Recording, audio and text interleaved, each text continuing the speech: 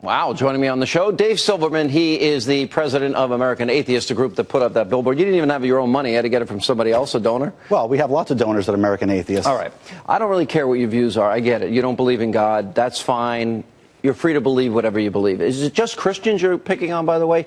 In other words, have you ever done a billboard campaign against people that are Jewish or Muslims? Yes, we have. And what have you done against the Muslims? We put up a billboard in Elizabeth, New Jersey that said, you know it's a myth in Arabic. And we put up a billboard in Brooklyn that said, you know it's a myth in Hebrew. What was the reaction?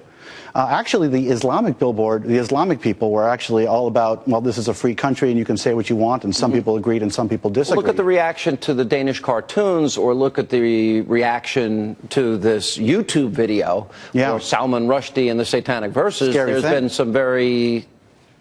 But you know what that is? That's actually a form of terrorism. That's actually a form of them getting us to obey their religious beliefs without imposing the rule of law on it. They scare us into obeying their religious beliefs. It's against their religion that we not draw a picture of Muhammad. I get it. You're an atheist. I'm not going to sit here and convince you. You believe nothing can come out of nothing, which is what I believe atheists in the end have to believe. But that's not the argument. You want to insult people.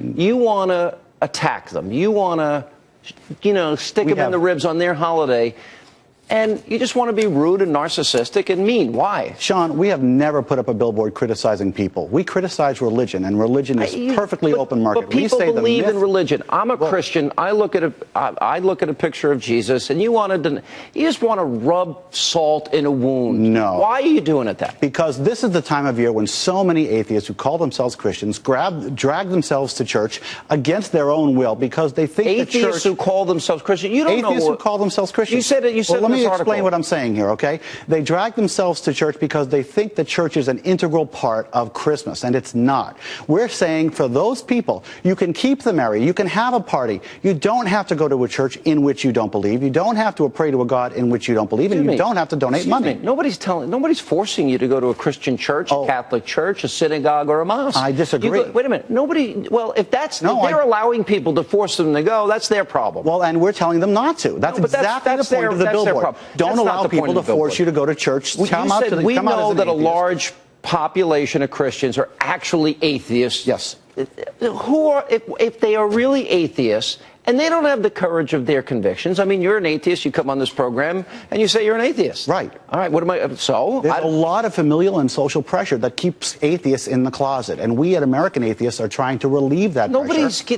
You are too full of yourself to believe that people care. No, they care very much. I don't really care. I know you don't care, Sean, but a lot of people do care, and they care very much because they think they're alone. And we're here to tell the atheists of this country that they are not alone. So they're that weak that they can have their families pressure them and force them into stating they're believers when they're not. I wouldn't say the word is weak. I would say the word is forced by their family and familiar pressures. No, nobody's forced. They're too weak to stand up for their own convictions. I don't want to use the word weak, but I do want to use the word misguided. And we think that it is misguided for an atheist to call himself a Christian or a Jew or a Muslim when they should come out of the closet and give the gift of honesty this year to their family. It's the greatest gift. So what happens when you die? What do you think happens? You die, just like everything else in the universe. Yes. That's it. There's nothing else. It's not a pretty picture.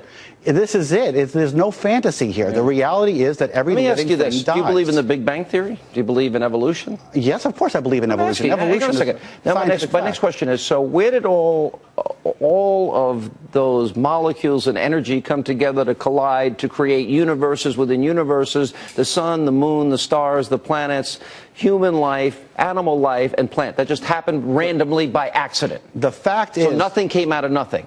The opposite is God did it, and where did God come from? He came from nothing? Did he have parents? Did he have a creator?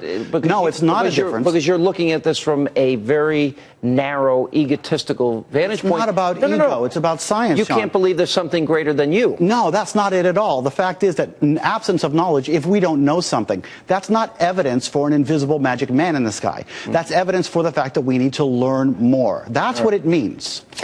Good to see you. Hey, thanks for having me on the show. Merry Christmas. Happy holiday, Sean.